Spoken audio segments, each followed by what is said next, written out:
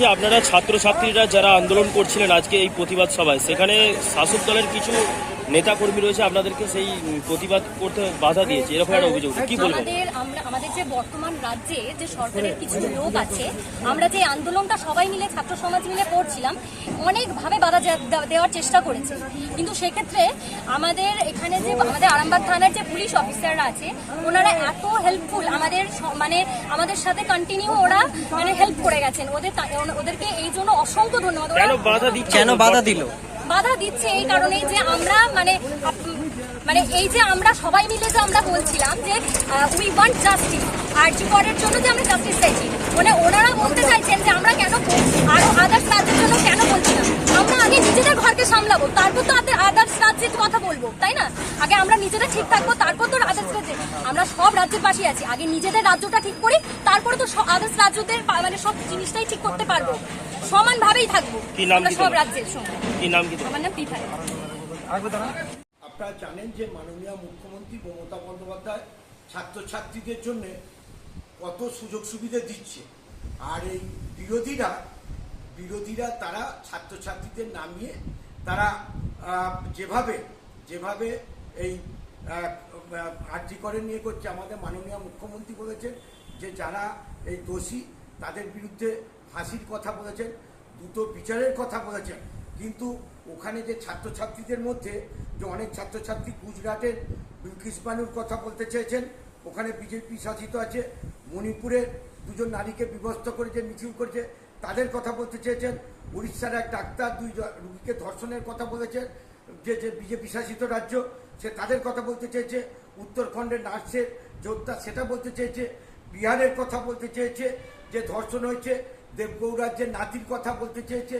সেসব দিয়ে ওখানে ছাত্রছাত্রীদের মধ্যে একটা হয়, ওখানে কিছু মানুষ ছিল তারা তখন বলেছে যে না, তোমরা যখন করছো এটা নিয়ে ঝামেলা ঝঞ্ঝট না করে, তোমরা যখন এটা নিয়ে বলছে, দেখুন না আমাদেরকে কোনো বলতে দিচ্ছে না, উত্তরপ্রদেশে উন্নাস ও হাথরসের কথা এগুলো তারা বলতে চেয়েছে, যে ধানতগা বানতগা সিপিএমের কথা এগুলো বলতে চেয়েছে, এরা বলতে দেয়নি।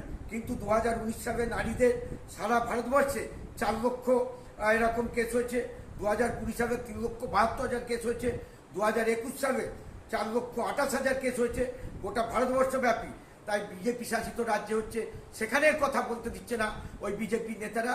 এই নিয়ে ছাত্রছাত্রীদের সাথে ওখানে ডিবেট হয়েছে, এর সঙ্গে তৃণমূল কংগ্রেসের কোনো সম্পর্ক নেই।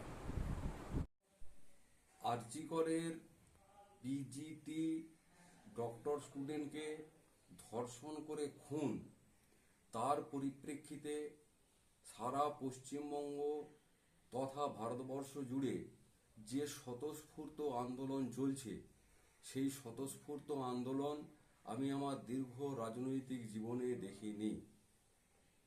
সমাজের সর্বস্তরের মানুষ, বিশেষ করে ছাত্র এবং যুব সম্প্রদায় বেশিরভাগ মিছিলে নেতৃত্ব দিচ্ছে এবং তারা এই ঘটনায় যারা যারা জড়িত আছেন সেই সমস্ত প্রকৃত দোষীদের দৃষ্টান্তমূলক সাজা চাইছেন। শাসক দল এই আন্দোলনকে দমন করবার জন্য বিভিন্ন রকম কৌশল অবলম্বন করছে। আজকে আমরা মাধবপুর অঞ্চলের কানপুরে যে ঘটনাটা দেখলাম, সেখানে শাসক দলের মদতপুষ্ট কিছু লোক তাদের আন্দোলনকে ধ্বংস করবার জন্য, তাদের আন্দোলনকে বানচাল করবার জন্য কৌশল অবলম্বন করেছেন, যেটা অত্যন্ত নিন্দনীয়।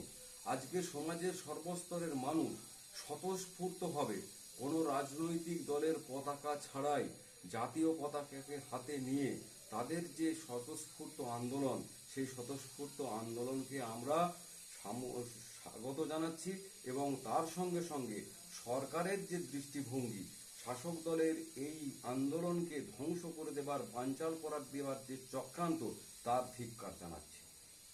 মালতী মাতা হাইস্কিং মিল আপনাদের জন্য নিয়ে এসেছে সম্পূর্ণ ঘরোয়া পদ্ধতিতে চাতালে শুকিয়ে তৈরি কৃষ্ণভোগ মিনিকেট, ডহর, বাঁশকাঠি, মহারাজা জিরাকাঠি ও দুধেশ্বরীর মতো উন্নত কোয়ালিটির চাল। মালতী মাতা হাইস্কিং মিলে প্রোপাইটার পবন নন্দী ও জীবন নন্দী। ঠিকানা সুপারা, চাদুর, আরামবাগ, হুগলি। যোগাযোগ নম্বর 7432074210 অথবা 8972452835।